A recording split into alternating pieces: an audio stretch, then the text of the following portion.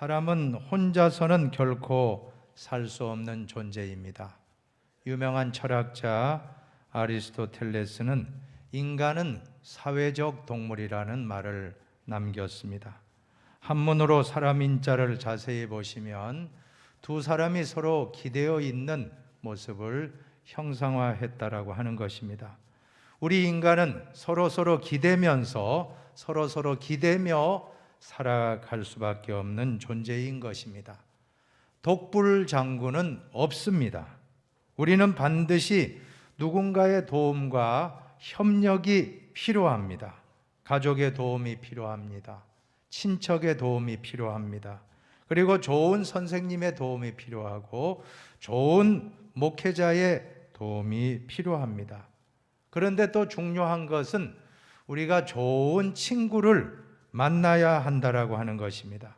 인간의 불행 중에 가장 큰 불행은 고독감입니다. 소외감입니다. 고독감과 소외감을 극복하지 못할 때 심각한 우울증에 빠지게 되고 더 심한 경우는 자살하는 그러한 인생도 많습니다. 나 혼자라고 생각될 때 그 힘든 소외감과 고독감은 우리 인생에 큰 문제가 되는 것입니다. 특별히 신앙생활도 절대로 혼자 해서는 안 된다는 것입니다. 신앙생활은 함께 해야 할 줄로 믿습니다.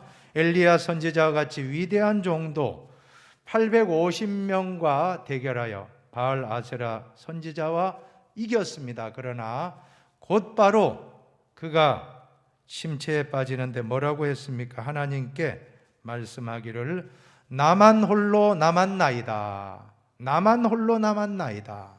그 위대한 엘리야 선지자도 자신이 혼자 있다라고 생각할 때는 그만 신앙적으로 큰 침체와 그러한 다운되는 현상을 경험할 수밖에 없었던 것입니다. 사랑하는 여러분, 우리 교회 생활에서 좋은 친구를 만난다는 것이 너무나 중요합니다. 그래서 교회 생활에서 믿음의 친구 6명, 믿음의 친구 6명입니다. 6명만 사귀면 절대로 그 교회를 떠나지 않는다는 이론이 있습니다. 저는 이 이론을 믿고 있습니다. 여러분도 믿으시기 바랍니다. 좋은 신앙의 친구가 있는 그러한 가운데 신앙생활을 해야지 우리 신앙은 건강하게 뿌리 내리고 그 교회에서 잘 정착이 되더라라고 하는 것입니다. 그래서 이제 성경에도 성도의 교제에 대한 말씀이 참 많이 나옵니다. 시편 133편에 보면 보라 형제가 연합하여 동거함이 어찌 그리 선하고 아름다운고, 또 전도서 4장에도 보시면 한 사람이면 패하겠거니와 두 사람이면 맞설 수 있나니 세 겹줄은 쉽게 끊어지지 아니하느니라. 우리 마태복음 18장 20절은 같이 한번 봉독해 보겠습니다. 두세 사람이 내 이름으로 모인 곳에는 나도 그들 중에 있느니라. 우리는 신앙생활은 혼자 하는 게 아니라 함께 하는 것이고, 특별히 기도할 때도 혼자 기도하기보다는 두세 사람이 같이 기도하면 예수님이 그 가운데 오시겠다라고 약속해 주셨습니다. 예수님은 전도자를 파송할 때도 혼자 파송한 것이 아니라 둘씩 짝지어 전도의 자리로 나아가게 하셨던 것입니다. 그만큼 성도의 교제는 중요합니다. 오늘 본문의 마리아가 가브리엘 천사를 만나서 처녀의 몸에 잉태하여 아들을 낳으니 이름을 예수라 하라. 이 마리아가 이 소식을 듣고 처음에는 의심했지만 말씀대로 내게 이루어지소서라고 이제 확신하게 되었습니다. 그렇게 하고 믿음으로 받아들였는데, 그러나 어떻습니까? 말씀을 받을 때는 믿다가 다시 세상에서 살아가다 보면 또 의심이 생기는 것이 우리의 모습입니다. 그때 필요한 것이 바로 믿음 좋은 신앙의 동력자를 만나는 것입니다. 하나님의 방법은 언제나 사람이기 때문에 우리가 어려울 때 하나님은 사람을 천사로 보내는 겁니다. 사람을 보내어 그 사람을 붙들어 주게끔 하시는 것입니다. 오늘 대림절을 맞이하여 내가 만나고 있는 친구가 어떤 사람인지 한번 점검해 보시기 바랍니다. 첫 번째로 성령 충만한 친구와 만나야 하는 것입니다. 41절에 보면 엘리사벳이 마리아가 문안함을 들으매 아이가 복중에서 뛰노는지라. 같이 읽어봅시다. 엘리사벳이 성령의 충만함을 받아. 엘리사벳은 성령의 충만한 여인이었습니다. 마리아가 이 엘리사벳을 만나니 얼마나 참 귀한 일입니까? 이 성령 충만이라는 것은 일회적인 것이 아닙니다. 성령 충만은 계속적으로 충만을 받는 것입니다. 우리가 왜 매주마다 교회에 와야 됩니까? 이 교회에 와서 우리는 성령 충만을 매주 받아야 돼요. 지난번에 한번 받았다라고 끝나는 게 아닙니다. 우리는 매주일마다, 매일마다 받아야 됩니다. 매주일. 일주일에 한 번은 필수입니다. 일주일에 한 번은 교회에 나오셔서 꼭 예배를 드리시기 바랍니다. 말씀을 들을 때 성령의 기름을 공급받습니다. 또 기도하실 때 성령의 기름 부으심을 공급받고, 찬송 부르실 때 우리는 성령의 기름 부으심을 경험하게 되는 것입니다. 그래서 주일 성수가 중요합니다. 여러분, 우리가 차량 운전하다가 기름이 떨어졌다 하면 빨간 경고등이 들어오지 않습니까? 그러면 어떻게 해야 됩니까?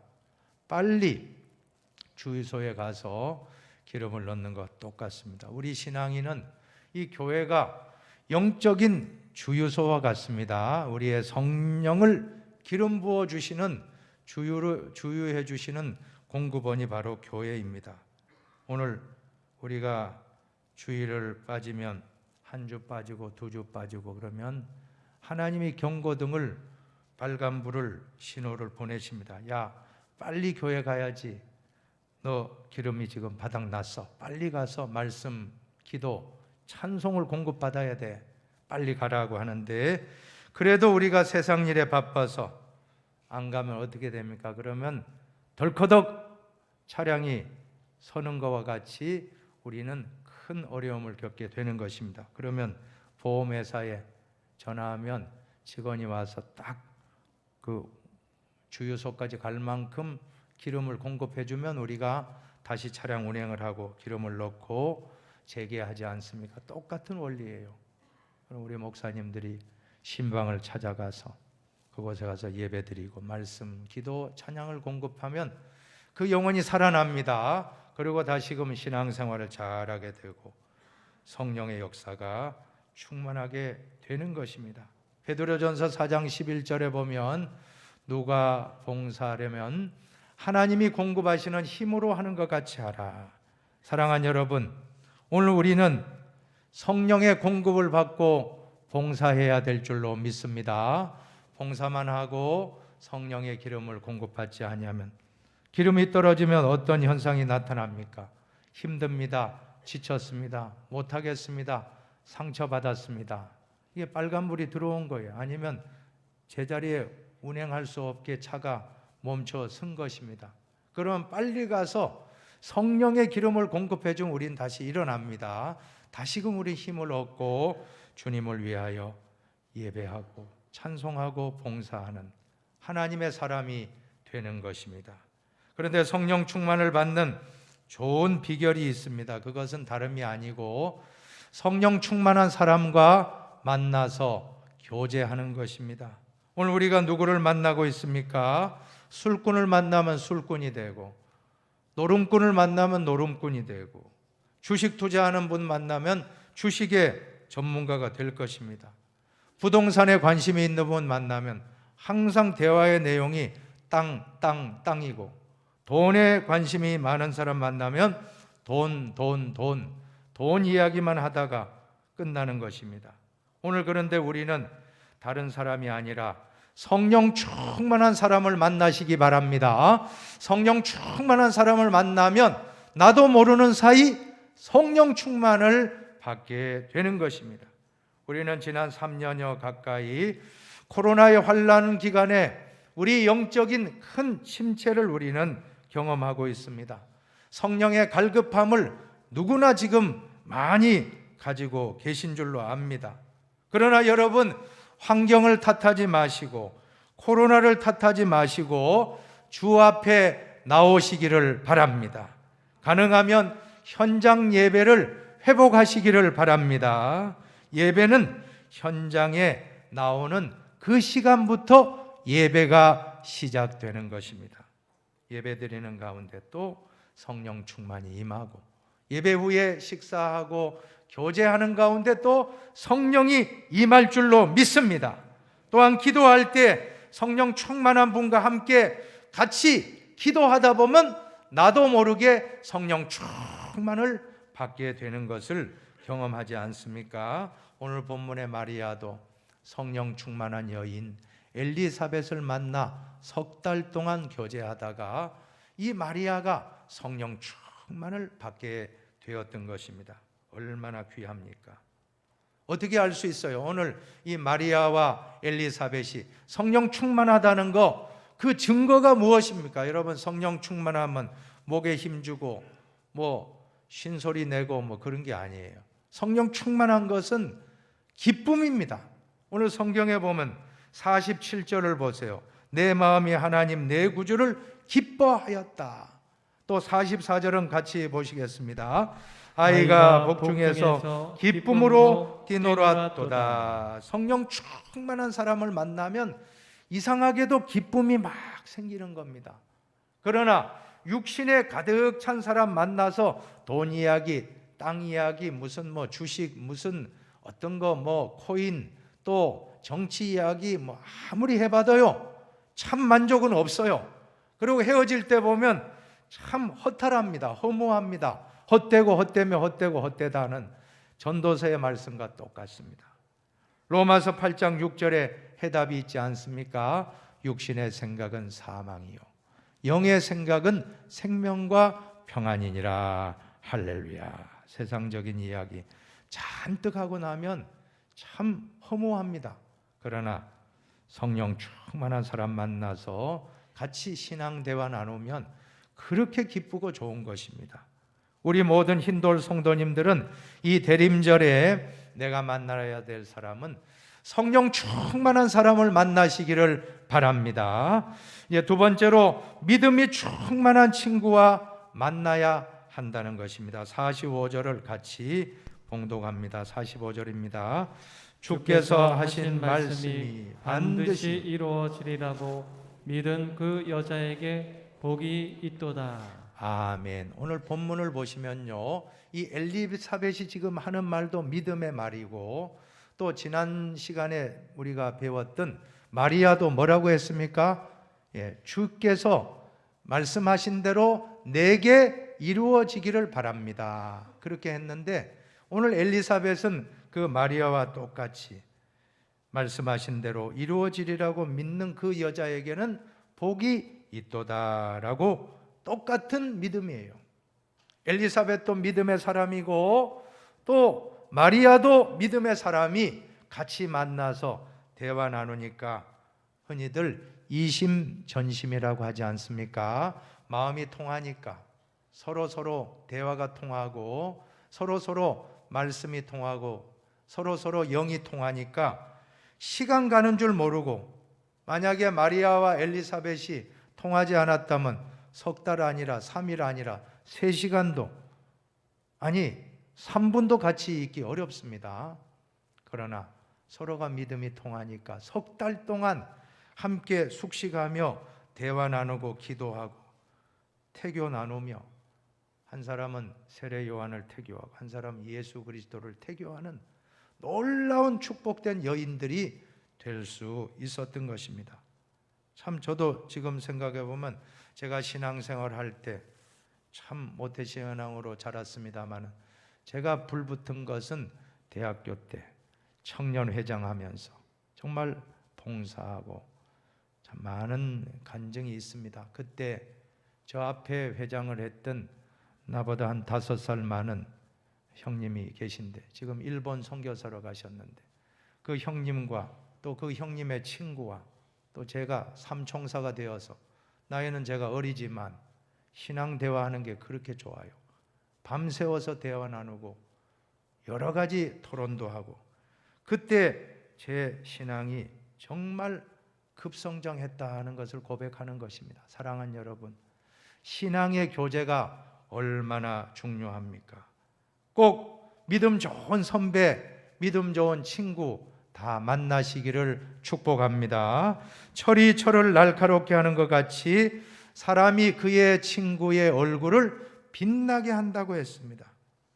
성경에 보면 이러한 좋은 모델이 나오지 않습니까? 구약 성경에는 바로 다윗과 요나단이에요. 그리고 또 다니엘과 사드락, 메삭, 아벳느고. 그렇다면 신약에는 또 누가 있습니까? 사도 바울과 브리스길라, 아굴라 부부입니다. 사도 바울이 천막을 만든 일을 했는데 브리스길라, 아굴라 부부도 천막을 만들면서 같이 만나서 얼마나 신앙의 교제가 뜨거웠으면 나중에는 바울이 가는 곳마다 브리스길라, 아굴라 부부가 따라다녔습니다. 그리고 나중에는 눈이라도 빼어줄 만큼 그 정도로 주의 종 사도 바울을 섬겼다라고 기록하고 있는 것입니다. 얼마나 참 부러운 관계입니까? 정말 오늘 우리도 인생 살아가다 보면 적어도 이러한 친구는 한 명쯤은 꼭 있어야 할 줄로 믿습니다. 만약에 없다면 기도하십시오. 꼭 하나님 나에게 귀한 다윗과 요나단과 같이 다니엘과 사드락과 메삭과 아벳노와 같이 사도 바울과 브리스길라, 아굴라 같은 좋은 친구 만나게 해주시옵소서. 기도하면 될 줄로 믿습니다. 그리고 여러분이 그런 기도만 할 뿐 아니라 여러분 자신이 그 옆에 있는 분들에게 나도 다윗과 요나단과 같은 친구가 되겠습니다. 나도 사드락과 메삭과 아벳노가 같은 다니엘과 같은 새 친구가 되겠습니다. 나도 브리스길라, 아굴라 같은 바울의 동력자가 되겠습니다라고 기도하면 반드시 될 줄로 믿습니다. 우리 옆 사람에게 한번 고백합시다. 내가 당신의 믿음의 친구가 되어드리겠습니다. 내가 당신의 믿음의 친구가 되어드리겠습니다. 정말 우리 신앙인의 교제는 참 중요해요. 우리 힌돌교회는 절대 변함없이 천국 갈 때까지 끝까지 서로 사랑하고 변함없는 믿음의 동력자들 다 몇 사람씩은 만날 수 있게 되기를 바랍니다. 이제 세 번째로는 좋은 친구와 만난 결과 어떤 일이 일어났습니까? 부정적인 자아상이 긍정적인 자아상으로 바뀌었다는 것입니다. 48절에 보면 그의 여종의 비천함을 돌보셨습니다. 같이 읽어봅시다.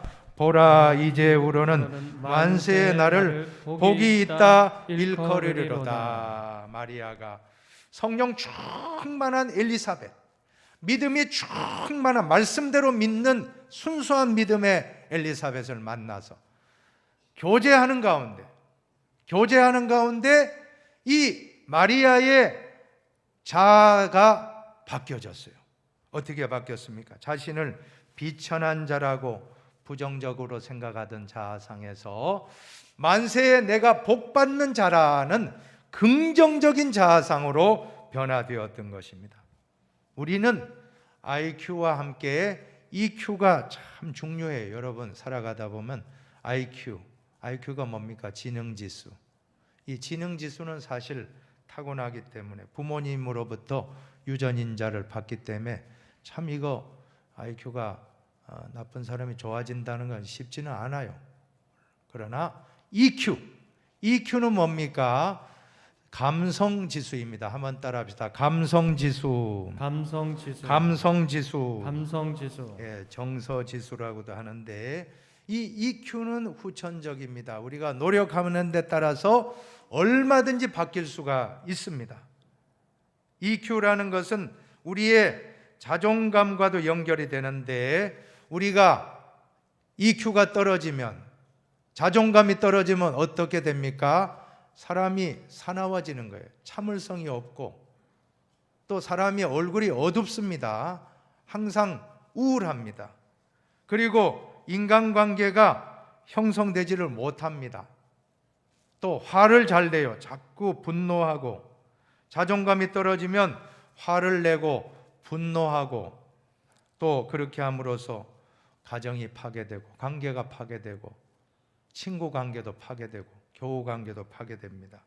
자, 그럴 때 우리의 이러한 EQ, 이러한 정서지수, 감성지수를 어떻게 하면 올릴 수 있는가? 다른 비결이 없어요. 오늘 그대로입니다. 한번 따라합시다. 성령 충만, 성령 충만, 믿음 충만. 믿음 충만. 네, 우리가 성령 충만 받으면 우리 EQ가 바뀌는 거예요. 성령 충만 받으면 그렇게 우울하던 사람이 기쁨이 충만하고 그렇게 참 화를 잘 내고 그런 사람이 온유해지고 무뚝뚝하고 그렇게 참 사람을 대하는 것도 무뚝뚝하던 분이 정말 친절한 사람으로 바뀌고 한마디만 하면 상처 입고 토라지던 분이 어떻게 됩니까? 오히려 다른 사람의 상처를 치유해 줄 수 있는 상처 입은 치유자의 모습으로 바뀌어진다라고 하는 것입니다. 사랑하는 여러분, 행복하기 원하십니까? 그러면 오늘부터 믿음 충만, 성령 충만 받아 우리의 자아상을 바뀌기를 바랍니다. 비천한 자라는 그런 것이 아니고 우리는 만세에 복 있는 사람이라고 하는 긍정적인 자아상을 가지시기를 바랍니다. 한번 해봅시다. 나는 만세에 복 있는 사람이다. 나는 만세에 복 있는 사람이다. 나는 만세에 복 있는 사람이다. 나는 만세에 복 있는 사람이다. 그것을 여러분 가져야 돼요. 왜? 예수님이 나 위해 십자가에서 나를 구원해 주셨기 때문에 나보다 더 복받은 사람 없다. 이런 신앙의 자세입니다. 그러면 우리 누가 뭐라 해도 상처 입을 일도 없어요. 누가 뭐 잘 산다고 내가 부럽지도 않아요. 왜? 나는 예수님이 나를 제일 사랑하시기 때문에. 자, 그 믿음을 우리가 가질 때 모든 것이 다 바뀝니다. 모든 것은 나변, 다변입니다. 내가 변하면 다 변해요. 환경이 아닙니다. 남편도 아닙니다. 자식도 아니고 여러분 다른 문제가 아니고 내가 복 있는 자라는 확신이 오면 믿음이 생기면 성령이 충만하면 이제 환경도 더 이상 문제가 안 됩니다. 내가 변하면 남편도 다 변합니다. 내가 변하면 자식도 변하고 내가 변하면 가정도 변하고 내가 변하면 교회도 변하고 내가 변하면 직장도 다 변하고 직장 상사도 내가 문제입니다. 무서운 직장 상사. 직장 상사가 문제가 아니고 내가 변화되면 직장 상사와의 관계도 정말 좋은 관계로 바뀌는 것입니다. 그러기 위해서는 나의 자존감, 나의 EQ, 여러분의 정서지수, 감성지수가 회복되시고 행복하게 살아가시기를 주님의 이름으로 축복합니다. 또 한 가지, 마리아가 왜 이렇게 자아상이 회복됐는가? 말씀 충만, 성령 충만, 믿음 충만했기 때문이죠. 그런데 한 가지 더 우리가 잊지 말아야 될 것은 42절에 있어요. 엘리사벳에게 배울 점입니다. 42절을 같이 보세요. 큰 소리로 불러 이르되 여자 중에 내가 복이 있으며 내 태중의 아이도 복이 있도다. 45절 공통점을 찾아보십시오. 주께서 하신 말씀이 반드시 이루어지리라고 믿은 그 여자에게 복이 있도다. 엘리사벳의 말 중에 마리아를 향해서 계속 엘리사벳이 복이 있다라고 축복해주고 있습니다. 복이 있도다, 복이 있도다, 복이 있도다. 엘리사벳이 자꾸 축복하니까 마리아가 축복의 메시지를 듣다 보니까 나도 모르게 복 있는 사람이 되었던 것입니다. 반대로 하면 저주의 말을 자꾸 들으면 우리는 그 인생이 불행한 인생이 될 것입니다. 오늘 이 시간 부정적인 저주의 말은 십자가에 못 박고 긍정적인 축복의 말을 많이 해주시기를 바랍니다. 우리 자식 키우실 때 절대로 저주하면 안 돼요. 축복을 많이 해주시고, 남편에게도 저주되는 말 하지 말고 축복의 말 해주고, 우리 믿음의 식구들에게도 축복의 말을 하면 그대로 이루어진다고 약속하고 있습니다. 민수기 14장에 보면 너희 말이 내 귀에 들린 대로 내가 너희에게 행하리라. 한번 읽어보세요. 너희 말이 내 귀에 들린 대로 내가 너희에게 행하리니. 행하리니. 이 말씀입니다. 우리가 나쁜 말하면 나쁜 것을 주실 것이고, 좋은 말씀 많이 하면 좋은 말을 주고, 우리가 불평하면 불평할 일들이 많아질 것이고, 감사하면 감사 일을 주시겠다라고 하나님이 하신 말씀이에요. 하나님, 너희 말이, 이스라엘 백성들의 말이 내 귀에, 하나님께 들리면 내가 그대로 행해주겠다 하는 말씀을 꼭 믿으시고, 이제 오늘부터 축복하시기를 바랍니다. 엘리사벳에게 배운 것은 사람을 만날 때 복을 주는 게 나의 사명이구나, 저주하는 게 아닙니다. 그리스도인들은 어디에 가든지 축복하는 사명입니다. 목회도 축복 목회를 해야지 저주 목회를 하면 안 된다는 것입니다. 그래서 저는 늘 새벽마다 강단에서 말씀 선포할 때에 하나님께 여러분들을 축복하고 복이 임하도록 늘 기도하고 있습니다. 그대로 될 줄로 믿습니다. 또 수요 강단, 또 금요 강단, 또 주일 오늘 이 시간 축복하고 싶습니다. 왜요? 우리 힌돌 성도님들이 모두 건강한 자아상을 가지고 행복하게 한평생 살다가 천국 가야 될 거 아닙니까? 우리가 불행하게 살 이유가 없습니다. 우리는 이제는 절대로 불행하게 살지 맙시다. 행복하게, 건강하게 서로 사랑하며 격려하며 행복하게 이 땅에서 70, 80, 90, 100 잘 살고 하나님 품에 안기시기를 축원합니다. 이제 말씀을 정리하겠습니다. 오늘 대림절 세 번째 주일, 과연 나는 누구와 만나서 교제하고 있습니까? 여러분 한번 점검해 봅시다. 첫째, 성령 충만한 사람과 만나야 할 줄로 믿습니다. 두 번째, 믿음 충만한 사람과 만나야 될 줄로 믿습니다. 이제 세 번째는 같이 읽고 마칩니다.